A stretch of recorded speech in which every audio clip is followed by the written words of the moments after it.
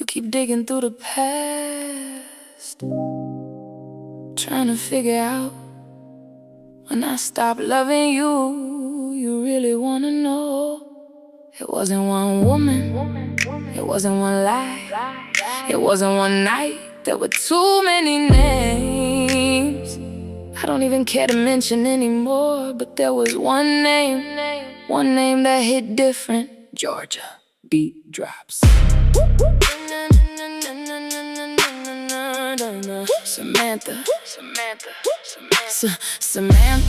Different weekends, different directions, different stories. Sherika, she was the one saying her baby could be yours. And there were so many others, I can't even bother to give them a verse, because after a while the names started changing, but the pain stayed the same. Every woman was nothing, every suspicion was crazy, every question became an argument, and somehow I was always the problem. But I stayed, God knows I stayed. Through the whispers, through the rumors, through the numbers in your phone, I kept trying to build a marriage with a man who kept making me feel alone. Until one day your phone rang, I saw the name and my heart said, no, not her, please, not her.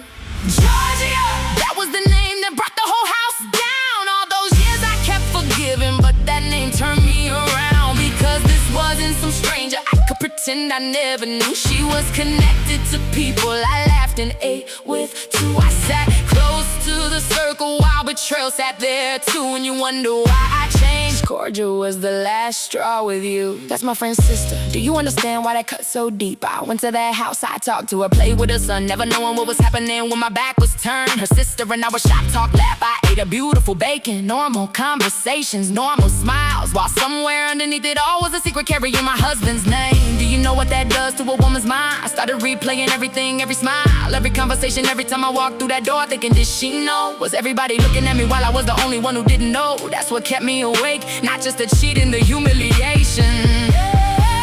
How many knew? I don't know. How long it went? I don't know. How many times I smiled while somebody knew something I didn't know? You wanna talk about betrayal? Then let's talk about that. You wanna keep digging up history? Baby, I'm bringing the shovel back.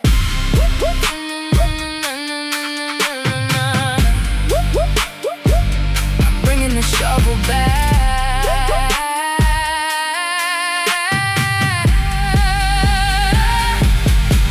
Then I left the country, and when I came back, something told me check the phone. So I searched, and there it was, messages. Georgia telling you how good you were in bed. But that wasn't even the craziest part. I kept reading, and suddenly a mistress was arguing with you about other women. Wait, what? She was upset because she found out she wasn't the only one. She was questioning you like she was your wife. And I'm reading it thinking, girl, welcome to my life. That's when everything clicked. You weren't choosing her over me. You weren't choosing anybody. You were cheating on everybody. Beat slams back in. She thought she was special, so did I once. She thought she had your attention, so did I once. Then she found another woman and started questioning you. While your actual wife was home waiting too. 3 women at the same time, then coming home to me. And somehow years later, you still wanna make the villain me. What a joke, what a joke.